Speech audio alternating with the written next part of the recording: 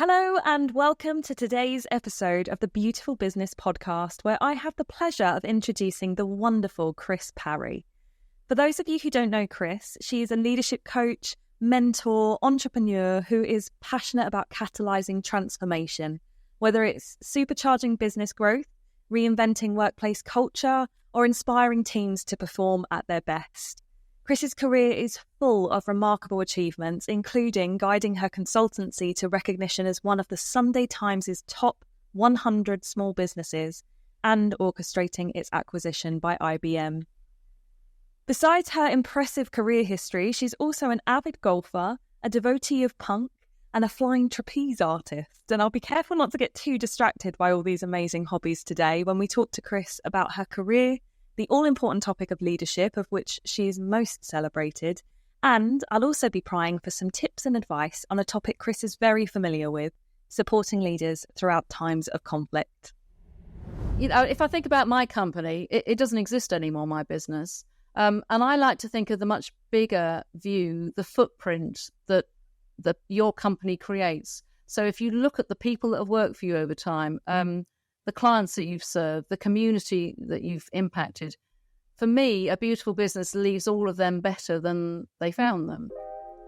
Welcome to the Beautiful Business Podcast from the Wow Company.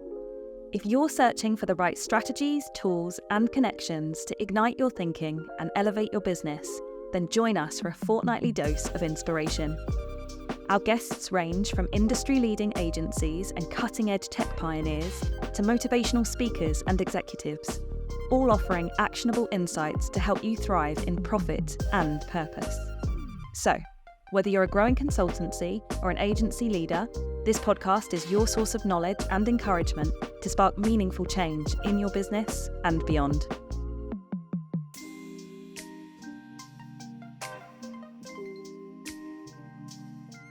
Welcome to the podcast. How are you doing? Thank you very much, Chloe. What an intro. What an intro indeed. I hope I can live up to it. Absolutely. Well, it's all you. You put it there.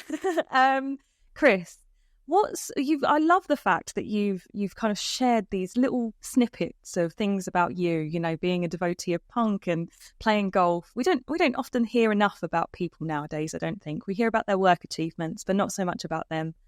I'm going to push you for one more thing. What's another awesome thing that we don't know about you already? Maybe this is a bit of an unexpected one, given that I love punk and I'm an atheist. But I've recently joined a choir, a choral society. Well, actually, it's a couple of years ago now, and it's been one of the best things I've ever done. I can't tell you how joyful it is to get together with a group of people where you absolutely have to perform as a team. You can't be good on your own in the choir.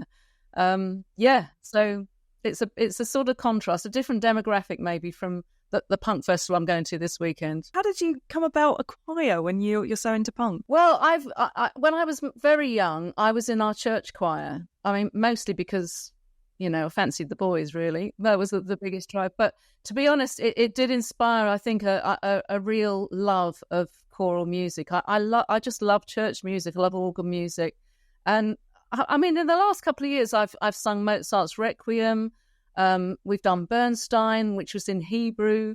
I've had to sing in French and German and Latin, and it's just been absolutely lovely. And it's so different from anything else I do. It's really it's intellectual, but also physical. And you can't think about anything else when you're trying to learn a new piece and sing with a choir. So yeah, I love it. Amazing. Well, thank you so much for sharing. That is really interesting. To add that to your LinkedIn profile. Yes, I must do. I'll update it. What inspired you to create the Centre for High Performance Development? Well, I'd worked for several years in the corporate world. I actually started off I did computer science initially, so I started off as a programmer, made an unusual move into management development. I met my partner there, who at the time was conducting just amazing research into what leaders of the future would need to do. I can tell you more about that later, maybe. But anyway, we got together. I'd got to the level really in the company where the bureaucracy kicks in. You know, you're having to go to all these meetings. It's political. And I didn't want that. I wanted freedom. So we got together, my partner and I, and we said, we've got something that we think the world really needs. We were very purpose-driven. we had this blind confidence and complete naivety that why don't we just go and build our own business? And when I look back, I mean, I realized we knew nothing about how to do that, but we believed we could do it. I was very driven to be financially independent. I've always had that drive, to not have to work for somebody else for a living. And I wanted to try and see whether we could create the sort of company that I'd really like to go and work for, because the big corporate wasn't for me.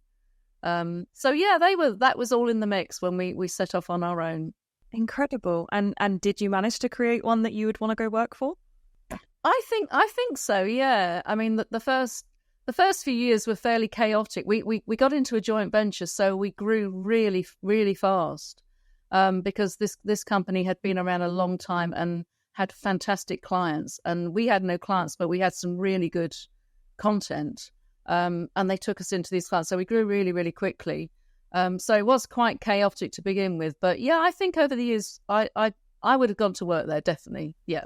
Amazing. And you mentioned as well about being really purpose driven. What was the purpose that you were working towards? Well, we felt at the time, and I think this is still true to some extent, that the whole world of leadership, there are lots of suppliers that just do stuff that it just doesn't make. It's not based on any research. It doesn't really make a difference. What we had was based on literally decades of research that had been done at Princeton and then latterly at London Business School. So we knew we had something really good. We tested it, and we just thought that this can improve the quality of leadership. And if you can do that, you can create organizations that people want to work for, do business with, transact with, and it just makes the world a better place. So that was our drive, really, to improve the standard of leadership in the world. I mean, we were nothing if not ambitious. I guess you've got to be, right. You've got to be when you start off with this vision. And what positions did you and your partner sort of naturally fall into within the business? Well, I guess like in the early days, we both did everything as you do. I mean, every fast growing small consultancy, it's all hands to the deck. It just reached a size where it couldn't survive with that lack of structure and lack of clarity of leadership. We're both very, I would say, forceful characters, and we couldn't really just share that leadership in a rather random way. I think it was quite confusing for people. And we had some really good advice, I think, at the time from the chairman we had in place, who said, look, one of you needs to step up and be the CEO. And it was natural, really, for me to do it. Neither of us really wanted to. But my partner, Tony, he is still, very, very clever, really creative, really the brains behind the content. And that's what he loved doing. And I was more prepared to step up and take on the CEO role. But, I definitely was a reluctant CEO to begin with.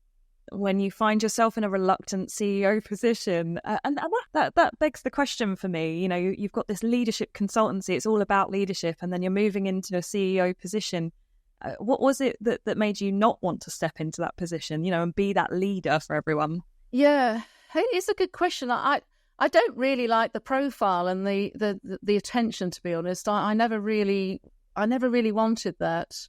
And it's very, very hard work. It's a lot easier flitting around doing, we were traveling all over the place, working with clients. Actually, to say, no, I'm going to now really work on this business, not in it, was hard work. But I actually really got to enjoy it. I found it, there was so much I had to learn. But I realized that if you did put yourself in it and do the things that, we were teaching leaders to do, they worked. And if you could take people with you, you can go anywhere. So yeah, I enjoyed it in the end. That's always a plus, isn't it? At least you grew to like it. And what about the acquisition from IBM? How did that come about? Well, I guess we set up in about, I think it's about 96. We sold our business in 2007 to an American firm. I went on then to work, although I didn't have we deliberately didn't have an earn-out. I didn't want to have to go and be employed, but we did go back and work with them. They started to struggle in the US after the sale, and we helped them sell it again to another much bigger American company. which I also went to work for. That was an interesting experience because it was a bit like going back into a corporate. I didn't do it for very long. And then ultimately that company was acquired by IBM. So I guess what's left of CHPD's sitting somewhere in IBM. Wow. And are you still involved in any way? Once I'd finished working for the American companies, that was it. I was out. And that for the last, 10 years, really, I've been working as an advisor, as a coach, a facilitator, and in recent years I've graduated more to smaller businesses and especially consultancies. Excellent. And so one thing that I found so interesting when I looked at your LinkedIn profile was on the Sunday Times article that was in there, and I just found it so fascinating, and it had some amazing stats in which I'll share a little bit, if that's okay with you, for the listeners. So you were in the top 100 small businesses for the Sunday Times. I think you ranked 31st, and some of the stats that came with that. So you had an 82% positive score from staff for being constantly recognised for good work. 88% felt fully involved at work, which was the highest of all the 100 companies that were involved. 90% positive score for you as a leader. 86% were inspired by you. 85% believe that you run the company based on sound moral principles. I mean, these are fantastic stats, aren't they? How did you earn ratings like these? Well, it certainly wasn't me that did it. It was the people. I mean, it was a really great to decide to go for that award. Turned out to be a really great experience because everyone really got behind it, really worked for it, and the actual night, the awards night, was memorable. I'll put it like that. But I think what's behind some of those scores. I think first of all is that we made it. I don't know if we made a conscious decision, but we certainly made a decision quite early on that we would recruit really good people, but not experienced, not the top tier, the ones that would go to McKinsey. We wanted to get people who really had potential and fitted our culture and values. And then what we did is we trained them and we developed them, and they got huge responsibility really early, sometimes too early. I mean, if we had a fault, it was giving too much to people before they were ready. But generally, people love that. So it was a very developmental culture. People really, were pushed right out of their comfort zone. I think the other thing as well, when we first set the company up, we didn't have an office. So remote working was very natural to us at a time when it was, really not the thing. But what I realized that in order to do that, we would have to get people together frequently. So we did. We got people together every quarter. Annually, we used to have a conference. And I'd set the framework for what we wanted to do in these events, but we always had a team of people that then ran it and delivered the content. So you had really junior people that were creating events, presenting, really really involved. It was never like you go along to these events, it's all the leaders are speaking. I did used to speak, and I would say that the theme is it could be about integrating new people when we were growing. It could be making sure we kind of keep morale going when we were having hard times. It could be preparing for change. So there would be a theme. But then the team was just so creative. One year they created a whole session on we ran the conference as if it was Big Brother, which at the time was quite a big thing. And they were so creative, and it worked really well. So I think people did really enjoy, working, and it was hard work, but they enjoyed it. Yeah, and what a wonderful opportunity and confidence booster for, like you say, more junior people to be able to step into that room and really step up to that role. And learn how to hold a room, how to structure events. And I mean, the things they've gone on to do, they might have been, very inexperienced when we employed them, but they've gone on to do amazing things. So I think the other major thing is what I learned is you've got to communicate and be visible. And you have to constantly repeat messages, where we've been, where we're going, and be transparent, because you assume people know these things, but they don't. You know all the details, you're immersed in it, but people don't. So, I was pretty visible in terms of making sure people knew what was going on. Yeah. And that's really interesting. So being visible being one of those key points for you. What kind of a leader would you describe yourself as overall? I mean, I guess that mostly I rely on inspiring and exciting and energizing people. That's really my main style. I mean, I draw on other things, but that would be. I think that's what most people would say. It's more of the inspirational kind of leadership. Wonderful. And I think when you type into Google now, leadership styles, you see the top 7 here and the top 5 there, and there's so many different styles out there. For new leaders specifically, or people who just aren't comfortable, maybe those reluctant CEOs as you were yourself, do you think that it's helpful to have these things online and to have these kind of styles that you can lean into as a leader? Well, I think it's part of the picture. Obviously what our research was, the question, we asked a really good question, which is, what differentiates high-performing leaders when you're operating in a dynamic, complex, and very challenging environment? Because we were saying that's the way the world's going, and it's, my goodness, it's certainly true. We had decades of research. We use simulations, so we got people to come in and run simulated businesses. We would turn up the dial in terms of complexity. We put shocks in the system, and we just see what do they do. And out of that research emerged a set of behaviours. So there were 4 clusters. So we really had a big piece of the puzzle. We know the behaviours that are important. But what we discovered is that you need all these behaviours in a team or an organisation. But we assessed thousands and thousands of leaders. We never found one leader that was good at all of them. Because that's not really the game. The game is to have a cluster you're really good at, really use them, which almost defines your style, if you like, but make sure that you value and you've got backup in all the other things as well. So that was our sort of philosophy. And everyone has limitations as well, and your limitations are part of your style. So it's kind of having a more sophisticated understanding of what it means by leadership. There isn't such a thing as a perfect leader. No, absolutely. I think that's too hard to strive for. There's no such thing as a perfect human, is there, let alone a perfect leader? No. And you don't want a leader that's good at everything, because then they're ultimately they're not great at anything, So you need to know your strengths and play to them. But most of all, you need to know where you haven't got strengths and really value people that have got that. Not surround yourself with people that are just like you, which is, a common fault.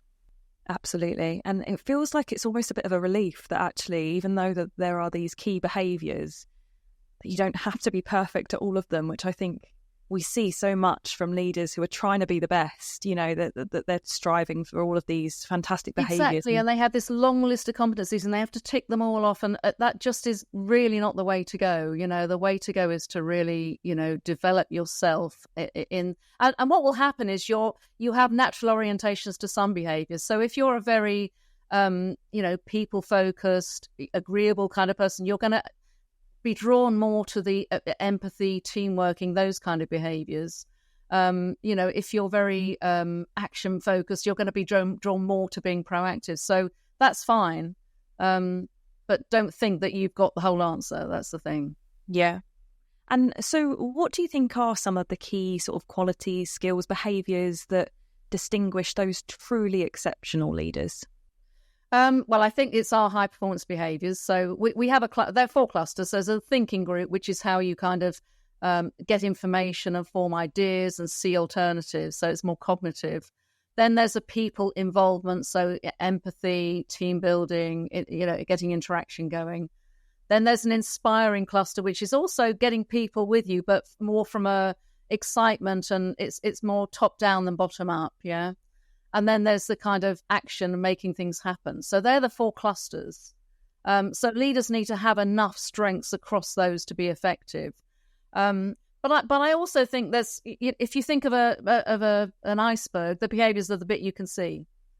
But there's a lot going on under the surface, and the more leaders get to understand themselves and can evolve. And I use this concept of I, we, and it. So it is all the tasks, the stuff, the actions, all the things that the things that most of us spend most of our times on, the to-do list, all of. Then there's the we, which is all about relationships and the dynamics in a team, the culture. And then there's I.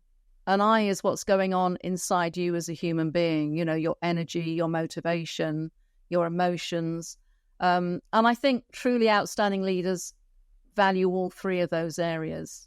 You need all three. If anything missing will cause you a problem. Yeah. It almost feels like it's a bit of a luxury nowadays, though, for leaders to be able to focus on the I part of that. Do you think that's a fair? I think it always has been. I think it's rare for me to work with a leader that's really prioritize the I. But ultimately, if you don't prioritize the I, either you burn out, you're unhappy, you might achieve your numbers, but you're miserable. You haven't kind of prioritized what's going on inside you, and you're not going to create the right culture. If your I is neglected, you're going to neglect other people's I, which is the we. Yeah. So it's really not a luxury. And you mentioned earlier that nowadays you work a lot with startups. You've worked with some huge names, some really prestigious companies. What draws you to the startups now? Well, it's not just startups; it's small firms. Yeah, I like startups, but any small firm really. I suppose I've just got huge empathy for them. I've been there and done it. I know the difference between having to earn revenue versus spend a big budget like you have in the corporate world. They're two really different things. These people have real skin in the game, and it's hard. I think I read somewhere that 45% of consultancies fail in the first 5 years. That's a lot of businesses not making it. And I just feel I can really help. That's an area I can really help because I do know the pain as well as the joy of growing a business. So yeah. My main criteria, to be honest, for a client is, am I going to really look forward to working with this person and look forward to our meetings rather than, oh God, I've got to go into London and meet this. I really have to look forward to it. So it's that kind of relationship part as well, the people part. What do you think are some of the biggest challenges then for leaders, particularly in the smaller businesses, but even sort of translating into the bigger businesses as well? What do you think are the biggest challenges that people are facing in 2024? Ooh, well, I mean, at a macro level, there's a lot going on, I think, look at AI is going to be absolutely, it's going to be transformational for sure. It's going to hit every single business. So that's out there. I think we've got something like, I don't know, is it 70% of the world's population are going to the polls this year? So there's huge geopolitical change and instability, the environment, cyber risk, even just financially, interest rates, inflation, supply chain all those things will have an impact on every business. I think my advice when I'm working with companies is be curious, be aware of what's going on out there. It's really important. You can't, shut your eyes and pretend it's not going on, but don't get attached too much to the old ways of doing things. But at the end of the day, you've got to focus on what you can control, which is the same old stuff. It's the culture, the people you bring in, it's your clients, it's, the quality of your services, it's having a good, strong infrastructure to support that, the community. There's so many things you can control. So yeah, that is my message. Okay, great. So yeah, control the controllables. And when it comes to shaping the best place to work, like you mentioned there about culture, and I think it's just such a huge topic nowadays, culture in the workplace, especially with the way that we work in completely different environments, hybrid, remote. What would you say are some top tips? Say top 3 tips. I would say from my point of view is surround yourself with diverse people. I think that's so important. Diverse talent, especially at the moment. And we have, 4 generations are in the workplace. Most companies are working, across different cultures. So really get people that are different from you, surround yourself with them, and then just believe they can do great things, because often they can do much more than they think. So that's always the key. If you can get a really good group of people, you will be successful. But I think you have to spend a lot of time understanding what motivates people. So even within your culture, people are motivated differently. Some people, want to make money. Some people want to be part of a community. Some people want to do exciting, innovative stuff. So understand what motivates them and manage that differently. It's not one size fits everybody. But also don't shy away from the fact that, you need both things. You need purpose, but you also need profit. And we had a lot of discussion in our company about that, because we had a lot of people very motivated by, the work we were doing and the impact we were having on clients, and that's what they loved. And they would just shut their ears when it came to, revenue, profit. They don't want to know. And I just spent a lot of time saying, look, the only, number one, the test of whether you're doing good work is that you're able to charge for it. If people won't buy it, it's not much use, is it? So it's an important measure in its own right, but it's also the thing that funds what we want to do. If we're not making profit and making sales, we can't make a difference either. So creating a culture where all of those things can work, I think. Yeah. Sorry, that was more than 3, wasn't it? Hey, the more the better. When it comes to creating a work environment that kind of does pay attention to the things that motivate people, and everyone being motivated by such different areas of the business or different areas of life, is that possible to accommodate all of these different things that are inspiring for people? Does that make it even more challenging for leaders, do you think? I think it does make it more challenging, but it's about, so I realised that once I started to, I was always very transparent. We presented every week, every month, we would present the dashboard for the company so people knew what was going on. And I realised that I needed a range of measures. It's no good just telling them about revenue, profit. People generally aren't that interested in that. But if you then translate that into, we coach these many people, we've had an impact on this many people this month. They're just different metrics that will speak to different people. So that's one simple way, I think, of doing it. Yeah, talking in a language that everyone can understand and feel inspired by. So you mentioned earlier that you were kind of remote working before remote working was a thing, really. And I wonder, it would be really interesting to get your understanding of how leadership's changed since hybrid and remote working has become the norm. What do you think, as far as kind of managing, leading a team of people, being a CEO, whatever kind of leadership position it is, how has that changed because of the remote and hybrid working? Yeah, I mean, I'm keeping a really close eye on that, because I don't think it's settled yet. I think leaders are still working it out. I think there are at least 2 big areas they need to solve. The first one is, and this is my experience of working with lots of different people, is people, when they're working at home, they can often be just glued to their computer. Literally, they're there all day. Their diaries are just back-to-back meetings they don't even put in a 15-minute break to go to the loo, They're back-to-back meetings. And I think there's a danger that activity is valued over creating value. And I think that's really dangerous. I think it's potentially will really stifle innovation and creativity and well-being, So there are great things for people from work, and people don't want to be going into the office 5 days a week for sure. No one wants to go back to that. But I think we have to build in enough face time on the right things. You don't want to go to the office and just sit on your little cubicle on Zoom, do you, or Teams or whatever. But I think so. I think, how do we actually make sure that the activities that really benefit from face-to-face activity are really prized and built in? See, and when it comes to working with your clients nowadays, you talk about kind of working with the smaller businesses and setting that up. How has the remote and hybrid kind of come into that aspect for those smaller businesses and affected their leadership? Well, I think, I work with companies where, people haven't met each other, and I've coached people that I've never met. It works. Of course it works. And I think, when we had the lockdown, literally everything that we said, this has got to be face to face, it all went online really quickly. We probably jumped 10 years in terms of moving to that.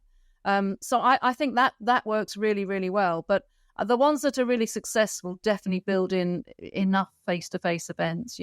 I just know from my own business that the times we got people together, that's when they connect, when they remember why they work for you, they build lifelong relationships. And if we lose that, I think that will be sad. Connection just will never be overtaken, will it? We're human beings at the end of the day, And so looking forward then, what would be your vision for the future of leadership? That feels like such a huge question to ask, so I'm really sorry, but what can you kind of, having stepped back from creating this amazing consultancy and what do you think your vision is for the future of leadership? I mean, if I was going into it now, I would be absolutely looking at applying the sort of innovations we're seeing with AI, with neuroscience and biology, the latest thinking on that, peer development. So I think there'll be new content, there'll be new ways of delivering it, and there will be a different way that people communicate in a much more peer-to-peer basis.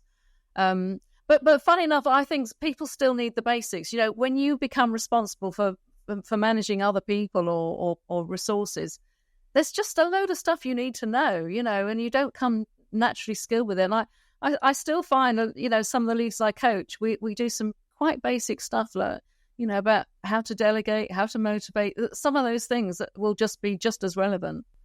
Yeah, the core skills. Yeah, definitely. Yeah. In some ways, even more important. If you think about, people, well, certainly when I was in my 20s, that decade in the office, I learned so much just from watching people around me. I learned all the things not to do, which are just as valuable as the things to do.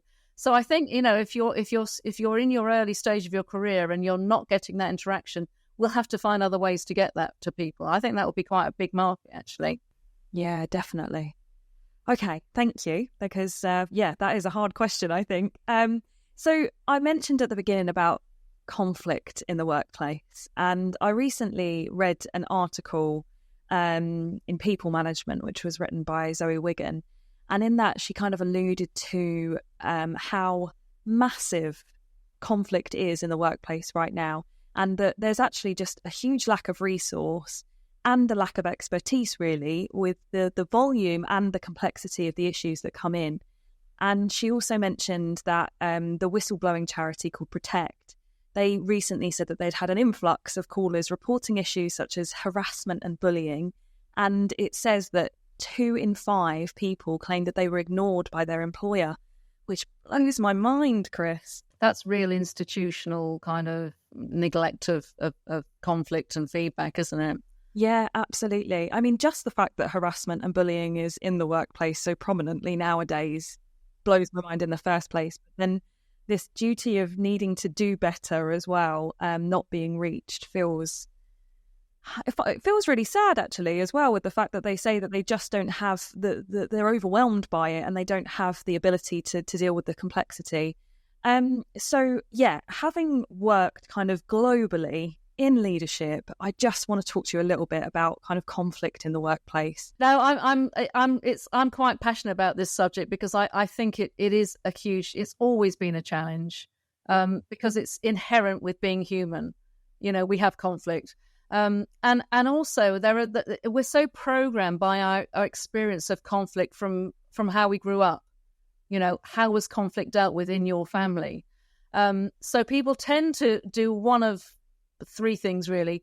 Either avoid it completely, head in the sand. So, I mean, that can be very skillful. It can stop a lot of, aggro. But there's a huge cost to that because you're just unnoticed. It's neglected. You don't feel listened to. You're helpless. And it creates a culture of real artificial superficiality. It's got a lot of downsides. Some people accommodate it, so they literally bend over backwards to not be in conflict, and they give and they give, and that can be good. It creates harmony, But over time, a lot of resentment because you're not getting your needs met. That's that culture of artificial harmony, which is also toxic. Or you can be very confrontational. So that brings energy. We clear the air, get it in the open, but it can also create a lot of bad feeling. It can feel quite aggressive and dangerous. So all three of those have got their place. But actually, really, we have to learn to collaborate. That's the only way of using conflict and in a positive way. So it takes a lot of skill because you've got to be able to understand other perspectives, use empathy, let go of your own position, look for new ground. And you're fighting your biology because for 200,000 years, we've evolved mechanisms to protect us from danger. So literally, conflict triggers very primitive mechanisms. Our amygdala goes, ooh, you're going to be eaten by a mammoth or something. And we haven't really evolved past that. So thinking your boss is going to give you a telling off triggers exactly the same reaction. It's basically fight, flight, freeze. So that's what we're dealing with. That's why conflict's so tricky to manage, and it needs I think it needs a lot of training. I would have that really as a core thing in the organization. Absolutely. I noticed even when you said there about the last one about actually being confrontational, I felt my own face kind of go, ooh, that feels really uncomfortable. And I just wonder, actually, I mean, you've worked with so many different companies and cultures, and I just wonder, does conflict and culture change across different continents and different countries? Is it because I'm so typically British that I go, oh, conflict, I'd rather kind of sit back from that? Or is that actually, global? Well, I think it's, I think that the basic biology is the same. I think that you see, culturally, I see lots of differences when we applied our work in different places. So, for instance, when we were working in Asia, 360 feedback isn't great because people will not say anything negative about their boss. That you just don't do that. So those sort of ratings just weren't reliable, which is a form of avoiding conflict, obviously. And randomly in Japan, what we found is that there was a real resistance to really probing to understand how someone else was thinking and feeling and trying to get in their shoes. That it almost violated a sort of a norm, which is what's inside me is private. Don't go trying to pull these. You should intuit it. So again, a very different way of having to work with conflict. And actually, the other one I really remember clearly. I was in South America, and we were talking about kind of radical proactivity. So really stepping outside your box to do things. And they just looked horrified. And, they said, look, that's just, you don't do that in this culture. We'd have probably been disappeared for doing that, But interestingly, the clients all said, well, these are all problems. We need to change it. We've got to do something about it. So all I can say is when you're working globally, just make sure you're working with locals, because there are so many things that you don't understand, subtle things. Yeah. But at the end, at the bottom line is, if you want to be successful in a complex, dynamic world, you've got to get good at those things one way or another. I mean, yeah, and that sounds like such a difficult task, right? Especially, like you say, going against all of those kind of instincts. I do think though that there are things at a cultural, organisational level you can do. So I noticed in my company after a little while, because we employed basically really nice people, and they didn't want to hurt anybody else, or so problems and conflicts just got buried. They got buried, and by the time I found out about them, they were really they were really big and difficult. So one of the things we put into place, we put traffic lights into place. So traffic lights meant anybody in the company anywhere could raise either a green light. This is something going really well. I want to call someone out for doing a great job. They could do an amber, which is, I'm a little bit worried about the reaction from the client here. I don't, it's too early to say, but here's an amber light. We need to keep an eye out. They'd not booked the date or whatever. And then a red light, which is, we're about to lose a major client or some major kind of, we've just sent out a load of leadership assessment reports and we've discovered they're wrong, red light. And we really kind of encourage people to do that. And I found it, I loved it, because what I hated was not knowing what was the problems that were going on. I'd rather know them because you can do something about them. So that was our way of trying to say conflict and problems and tensions, they're okay, raise them. And did you find that people got on board with it because it was traffic lights rather than just conflict? Definitely. And they were actually being encouraged and praised for raising reds and ambers as well, so you didn't get, a big bollocking for raising a red light, even if it was something you caused, you got, well done, thanks for doing that. Wow. So it's almost like reconditioning, right? That actually it's not so much conflict, it's let's find out what the problem is and then we can fix it. Exactly. It's exactly right, because I find this with teams a lot as well, as you often get this blame going on. And I think once you can get the mindset that none of us are successful unless all of us are successful. So if you got a problem in your area, that's my problem as well, because we won't meet our team goals if we can't sort it. And that is a big shift. I mean, that takes time. Teams don't start off like, because teams generally start with, I'm in my box. I want to kind of advocate what I need, get what I need, and go and do it. So it's quite a higher level of development when they start to see, I've got a tension. Can I raise this? I can see an issue between my department and yours. Let's sort it out, And it definitely feels like something that we need to embrace, especially when we think about, even a lot of our listeners, are in a very creative environment. And actually, it almost feels like there should be a little bit of conflict in a creative environment if everything's harmonious. Absolutely. It's almost, you've got to reframe it. It's a polarity. So a polarity is a pole. You're not solving a problem. You're working a polarity. So the best example of polarity is breathing. So you breathe in, that gives you oxygen, which is great, and then you breathe out, which is you get rid of your CO2. You wouldn't dream of arguing that breathing in is better than breathing out. You need both. Conflict is the same. So conflict it's about difference and diversity, and it's like the seeds for creativity and growth. If you haven't got that, you never grow and change. Harmony is stability and safety and that warm feeling, which is also great. But if you have too much harmony, it leads to stasis. Nothing grows or changes. If you have too much conflict, things fall apart. It's really stressful. So you need to constantly cycle through this, and let's get everything out there, and then let's kind of learn how to integrate it. So we create something new, and then over time that will need to be broken down and something new is created. So it's a beautiful process that once teams get this, it's a wonderful way to create things that couldn't have existed unless we'd all got together with our different views, Yeah.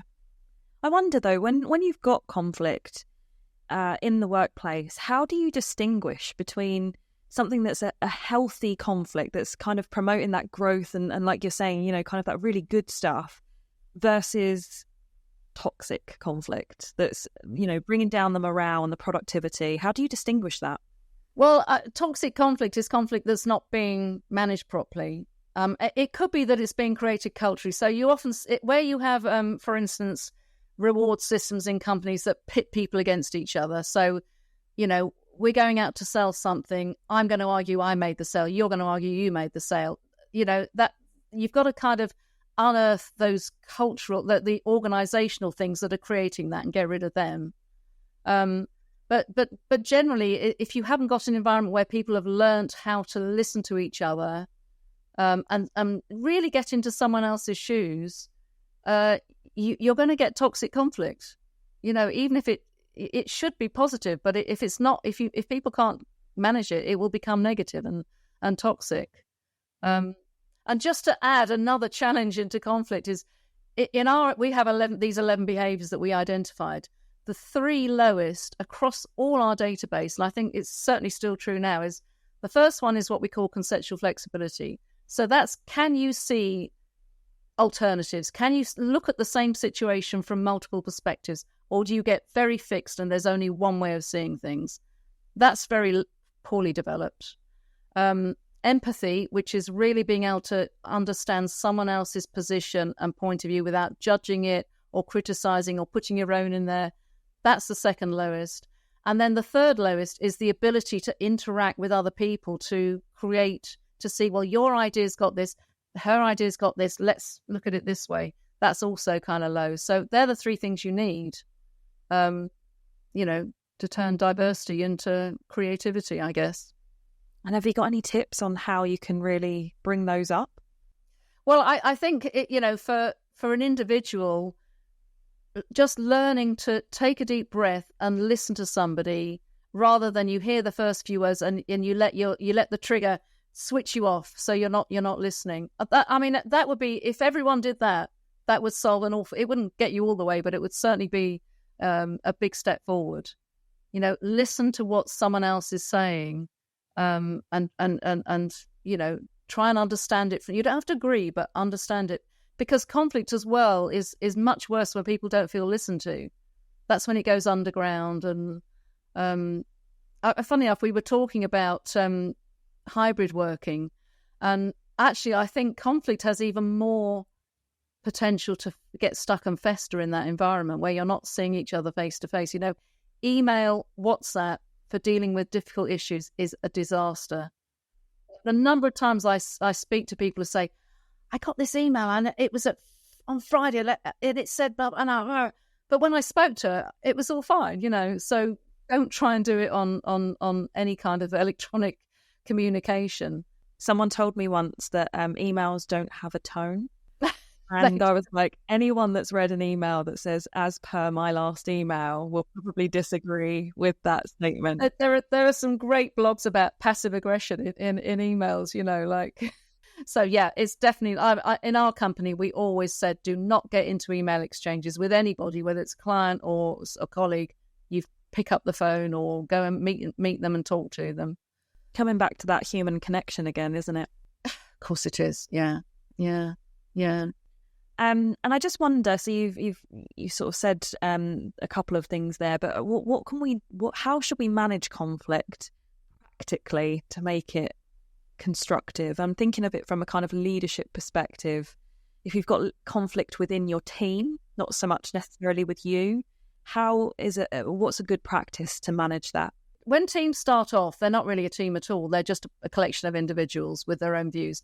And usually there's a veneer of politeness, and there isn't conflict, not in the open, because people are just kind of, going through the motions. Then the next stage, when they start to really become a team and they get this sense of freedom and they can start to express themselves, and there's a lot of energy there, but that's where a lot of the friction comes out as well. But I think the teams need to learn that's a really normal, natural phase. And the next phase beyond that is to be able to just to manage it as a process. So literally, right, we're going to talk about, digital. We've got real problems with digital transformation, for instance. That's one of those areas that cuts across every department's got some piece of that. And the first thing you do is you make sure you give everyone space, go round the room and let everyone give their perspective. And we would make people write down everyone's views so that by the end of the session, they've gone from knowing what's in their head to knowing what's in maybe 6 other people's heads as well. And that in itself is a huge step. Suddenly I've really listened to you. So then the next step is, right, now how are we going to deal with it? Well, what have we got in common? Where can we agree? And let's boil down to the things we don't agree. Well, what could we do to alleviate? What would you need for you to want to change, what you're doing in your area? So it's really about having, a clear process, giving people space and time, and not being afraid of it. See, it's part of healthy interaction.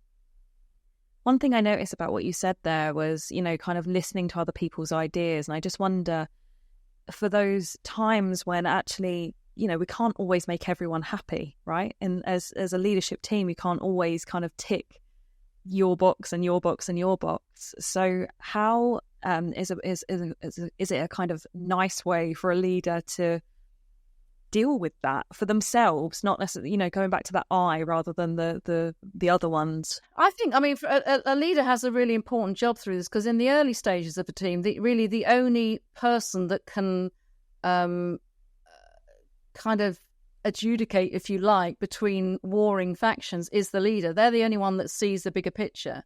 So it's quite right that, okay, everyone said that this is what we're going to do. You label that I've listened to everybody, this is what we're going to do. But as the team matures, the leader increasingly shouldn't be having to do that. The leader should say, I'd like you to come to me with your solution when you've worked it out. I always found it, the bigger the team, the harder. So when you've got like 12 people around a table, oh my goodness, that's difficult. And I would sometimes, and I found this when I was working online as well, I'd start people in pairs. They'd have to discuss something and come to an agreement.